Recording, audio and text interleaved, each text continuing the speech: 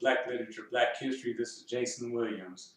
Okay, and tonight we're going to get into Marcus Garvey. Now, when we read in the Big C, the chapter when Langston Hughes went to Africa, he mentioned that the Africans there were very excited about Marcus Garvey and his Back to Africa movement that he was planning in the United States. So we're going to take a look into the Marcus Garvey and Back to Africa movement. Now, many of us have heard of this movement, and we have our different ideas of how that looked. And I know that Malcolm X's father was a follower of Marcus Garvey, and people who followed Marcus Garvey in the United States, they were called Garveyites. But it's very important to know, and this research that I did on Marcus Garvey was very enlightening because it opened me up to some other things that had gone on in the United States previously to this Back to Africa movement, in that Marcus Garvey's Back to Africa idea wasn't an original idea. Actually, Liberia, the African state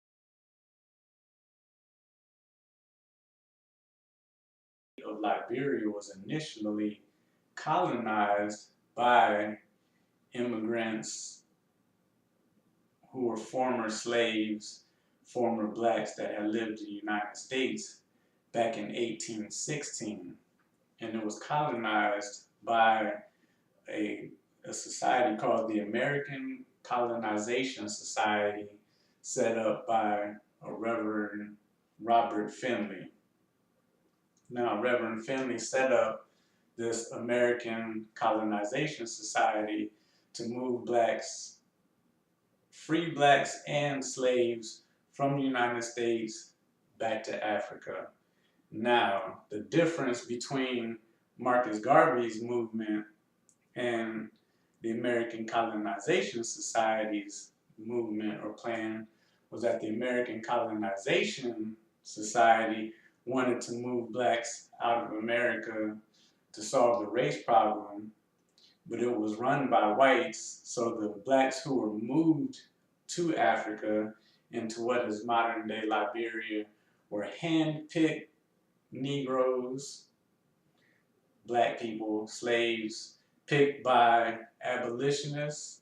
Now, many of the abolitionists, they were real. Their causes were real. But they were also teamed with slave owners. So you wonder, like, why would slave owners be interested in black people's welfare and moving them back into Africa? Well, they were picking the black people that they didn't want in the U.S.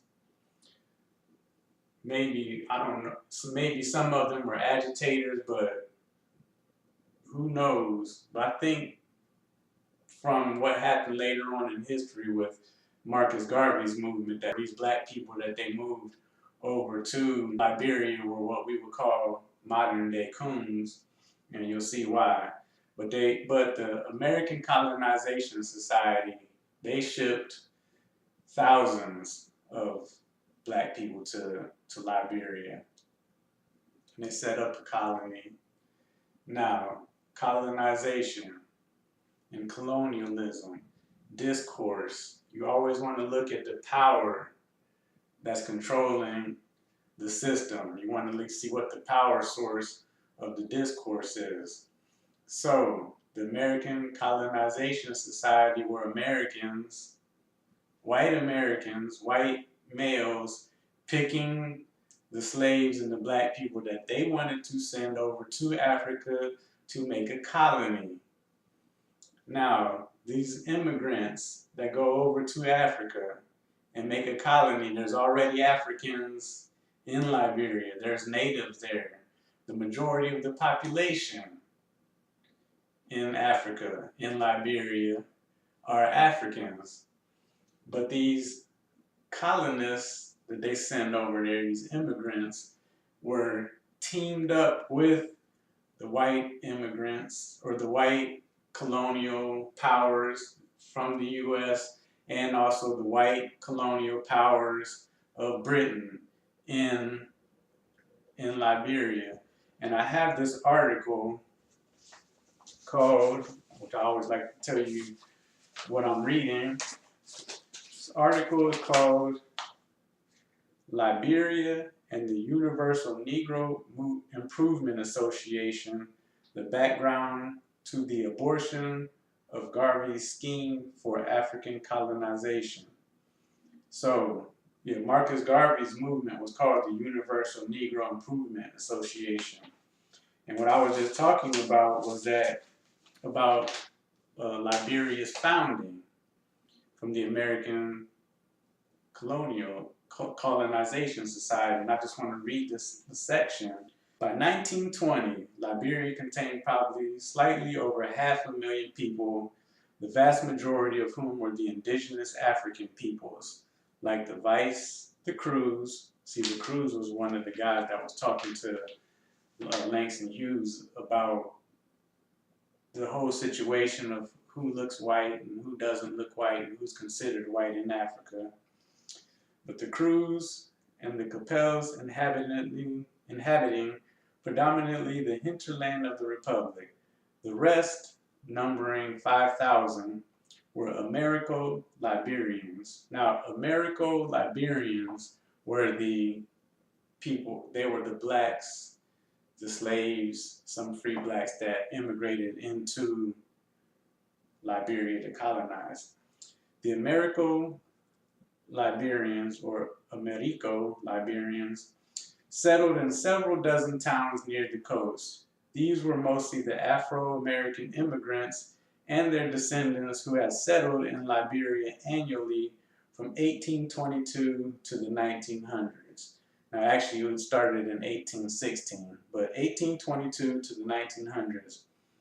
But they also included several hundred Afro-West Indians from Barbados and their descendants who had immigrated to the Republic in 1865, and a relatively few persons who were the product of liaisons and to a lesser extent of intermarriage between the immigrants and the indigenous African population. Now, Marcus Garvey himself is originally from Jamaica, who immigrated to the U.S., was educated there, and established his hub in Harlem, which was in the 1920s one of the two capitals of the Harlem Renaissance, quote, Harlem and Paris. Okay, but this is the interesting part. Being the element for whom Liberia was founded and possessing the rudiments of Western civilization, the immigrants soon came to constitute the ruling class in the Liberian polity, whose prototype was America, in much the same way as the British and the French were the rulers in neighboring Sierra Leone and the Ivory Coast. Through the acquisition of plots of land, all the adult male settlers, many of whom were illiterate and poor, possessed the franchise. They also filled most of the positions in the executive, legislative, and judicial bodies of the state and staffed much of the government service. Actual power rested, however, in the hands of the prominent members of certain leading settler families or lineages, particularly the Shermans and Watsons of Grand Cape Mount. And then they go through and name a whole bunch of other family names. And if you get that article, you can read it and look further into it. Called Liberia and the Universal Negro Improvement Association, the background to the abortion of Garvey's scheme for African colonization, author M.B. Akpan, source the Journal of African History. So you can look that article up and read it, but so you can see the immigrants that settled in Liberia, the Americo-Liberians, set themselves up after America. So the discourse, remember I told you discourse is where the power lies. a power comes in, they take over. Now, physical bondage is one thing. Physical bondage is kind of hard to maintain because once somebody breaks free, they can mobilize and do what they want and rebel. But once you get into someone's mind and change their values and change who they are and what they believe in, change their discourse and their way of thinking and what they see as truth, because discourse, they come in, they make a statement or they make a declaration, then they disseminate that information. That information is then studied, ratified, and once it's ratified, it's believed as truth. This, so these people who moved into Liberia, they were already what they call Americanized. A lot of immigrants come to the U.S. and then they have kids and they say, "Well, my kids are Americanized," which means that their kids are already they're immigrants and they look like the original people or they look like the mother and father, but they already grew up in the U.S. and their mind state, what they believe is true and what they value is different than the values and customs that the parents grew up with, so they're Americanized. But what is important about these American Liberians is when Marcus Garvey decided to do his Back to Africa movement, he raised money with the black people in the U.S. He raised money, they bought ships, and they were really going to make this happen. And Liberia was going along with it because when they were doing these negotiations and talking about the idea with Marcus Garvey, he had a lot of money. And they wanted to get their hands on that money. So they talked to him about the land and about what he can do. But they wanted to control that money. And they wanted to control Marcus Garvey. And the Liberians, the former slaves, the former free blacks that had come to Liberia that were picked by white Americans from the American Colonization Society in cahoots with all those neighboring colonists, European colonizations and colonies, they never wanted to give up their power. Now again, they moved there with their families and were established in like 1816. This is 1920, which is like about 100 years later. So their families are already pushed out to native Africans. They took them over using American tactics, American colonization tactics and discourse, and they took their land away from them. And then they had their positions, and Marcus Garvey, when he was coming in with his the Universal Negro Improvement and his Back to Africa movement, he was the self-claimed president. He was going to be president of this empire that he actually wanted to build.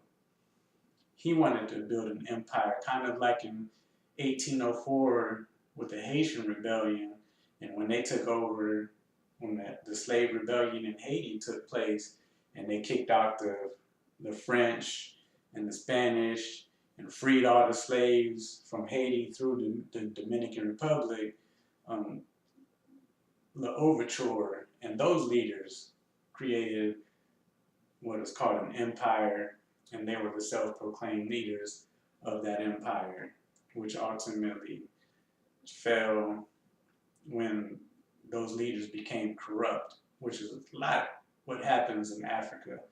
But these Liberians didn't want to give up their power.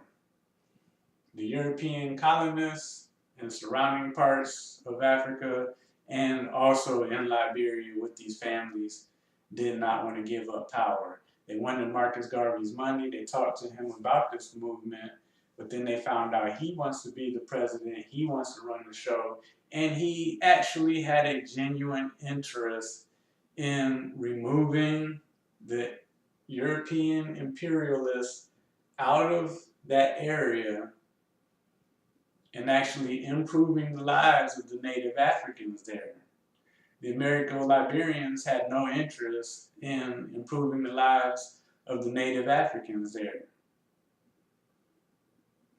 They never did. When they came from the U.S., I don't know the mindset of these slaves and these free blacks when they went there, but they were picked by white Americans. So we can imagine what type of people they were. And there were thousands. They give the actual numbers, like sometimes there were 2,000 that were sent at a time, but there were, what this article says, by 1920 there were over 5,000 there, but those were the descendants. But I believe that there's more from other research that I did about how many people that they sent there. But anyway, so that just gives you, when we think of like traders and coons, and because what we call them today are coons, we think of one or two here or there, disrupting the system. But actually, there's like thousands of them, because some people just don't care about race. They just care about themselves and money. You can flash a few things in front of them, and they will bend to your will. And that's what happened in the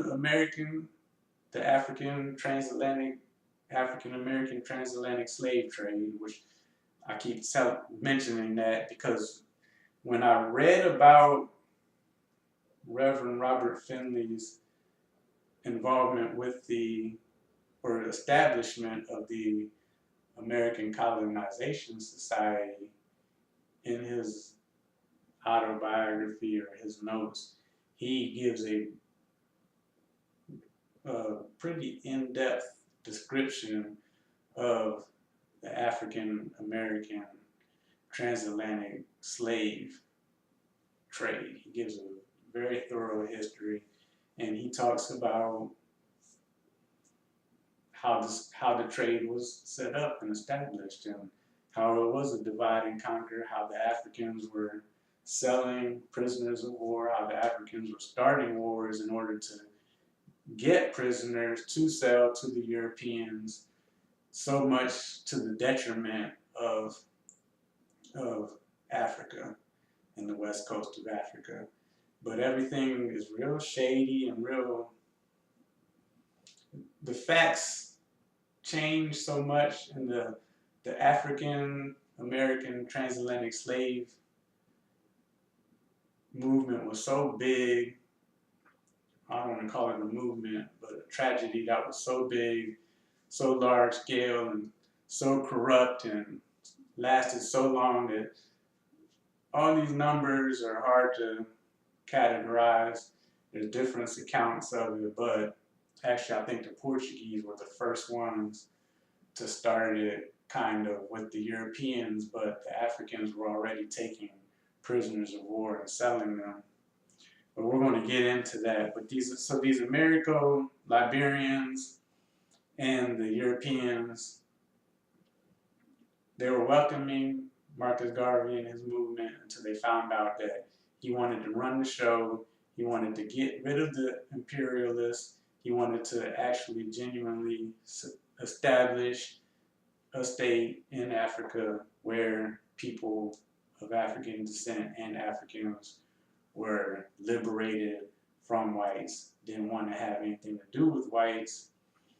And that is very important when we're talking about Langston Hughes and the Big C, because like I said, Marcus Garvey's hub was in Harlem.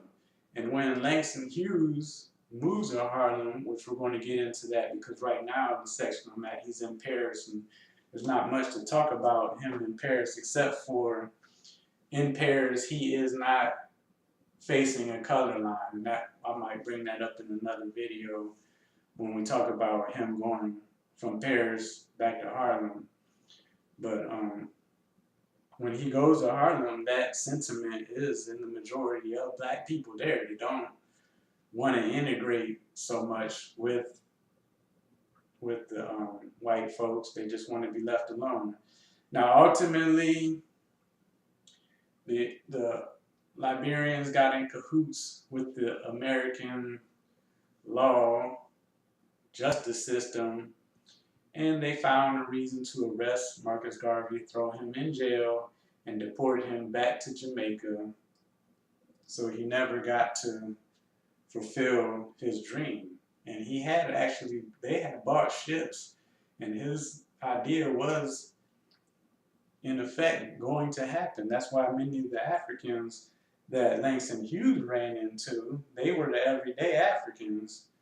You know, they were actually looking forward to this because they heard of Marcus Garvey, they heard his ideas, and they were looking forward to it. But see, black people, we need to get into, like, if we're going to do something like this, if we were to do something like this, now I don't believe that moving to Africa is a solution for anything, because by this time the discourse between African Americans or Afro Americans, Black Americans in the US is so different than Africans that coming together, there's too many complications. Like even in Africa itself, there's so many tribes that within themselves that they have a hard time getting together.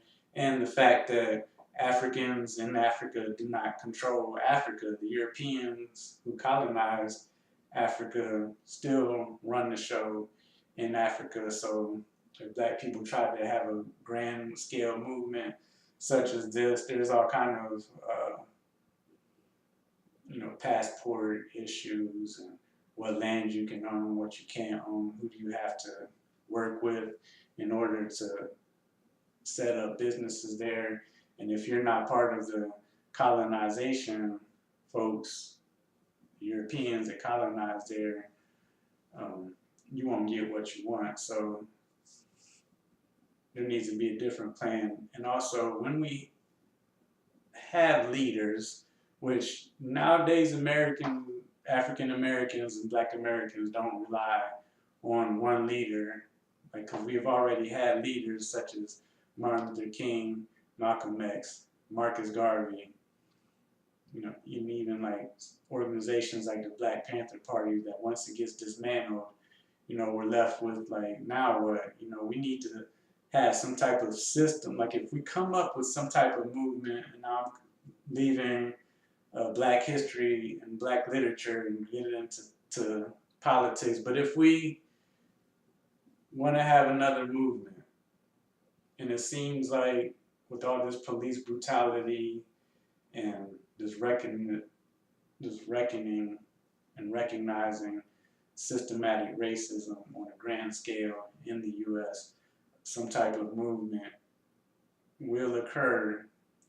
We need to have it set up so that when our leaders are taken out, that the movement may continue unhindered. Kind of like in Cuba, when Fidel Castro died, they had it all set up for his family members and his brother to just keep it running smoothly. Not even a little glip, not a wave in the ocean.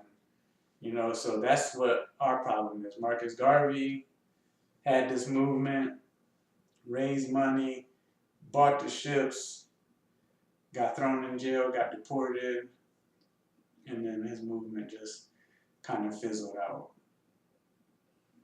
Along with the fact that there were negative reports from the people who lived in Liberia, who moved there, the Americo-Liberians, which their word can't be trusted, but they give negative reports of living in Liberia, so they discouraged many Afro-Americans to just stay in the U.S. They didn't want to up and move, and just the simple fact that America is home.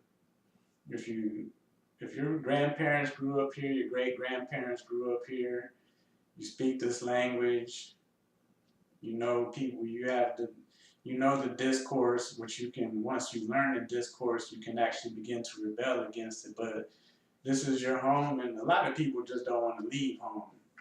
I've traveled abroad before, and I've been away from the U.S. for long periods of time. And I don't actually miss the U.S. so much as sometimes you miss your language. When I was over in Chile, I was in Chile for a long time doing study abroad. And I went to this English class, and the teacher handed me The Invisible Man by Ralph Ellison.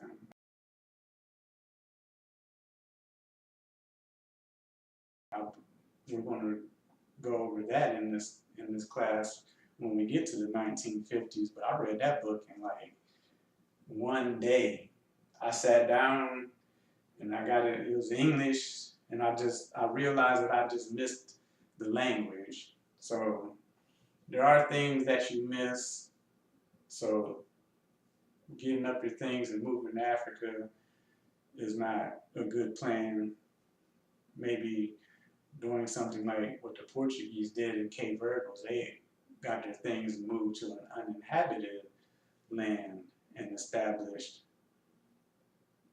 a colony there, which is negative because that was one of the first slave ports. However, still the Portuguese went to an uninhabited land and did what they wanted to do there with their evil ways and evil plans. And we can look at some of those evil ways of thinking when we read the documents and the journals of Christopher Columbus. It's exactly how they think.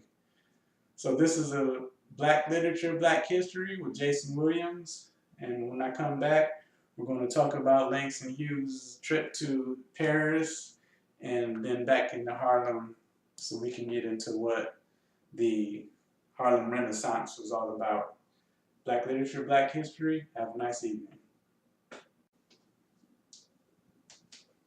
And one more thing.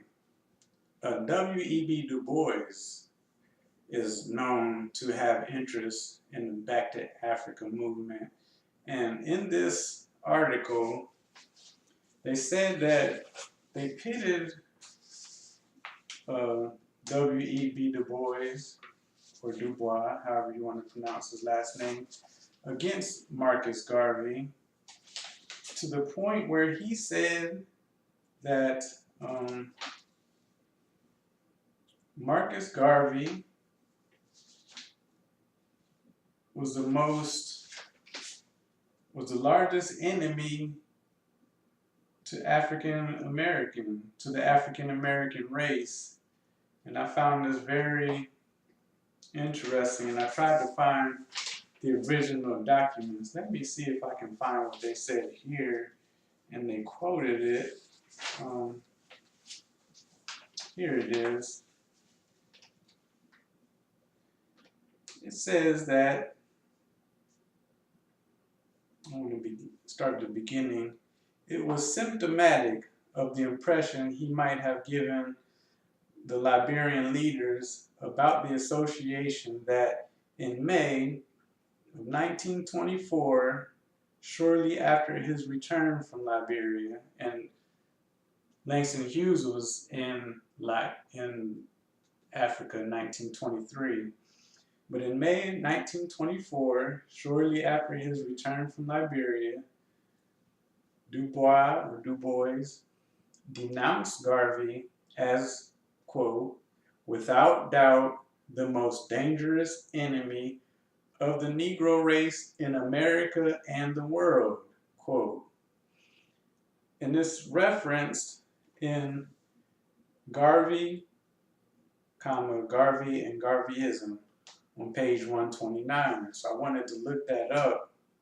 I couldn't find it when I was trying to look that up, but I'm going to continue to do it. But that's another thing. When black people have a movement, they need to keep white people out of it who want to pit one against another. Garvey didn't have to, or Du Bois didn't have to come out and say, without a doubt, the most dangerous enemy of the Negro race in America and the world. And Du Bois, he had a problem with Langston Hughes. And because Du Bois and those like upper intellectual Negroes, you were trying to use propaganda to put out a false sense of black people. They wanted to erase everything negative, like all black people were angels.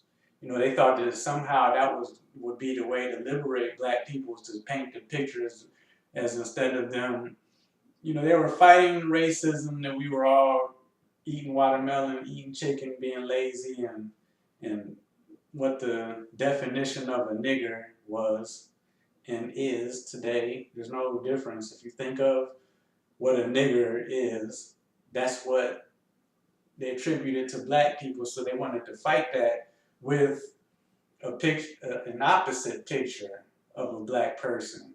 But that doesn't work. The only way that you can fight propaganda is with truth. So you can say, yes, that's what Langston Hughes and them were doing when they came out with that magazine called Fire. You know, they showed that there's some negative stuff going on, there's some positive stuff, but that makes you and your race and your people human. You know, they're not all intellectuals, they're not all angels, and they're not all victims, and they're not all suffering. They got everything in the race.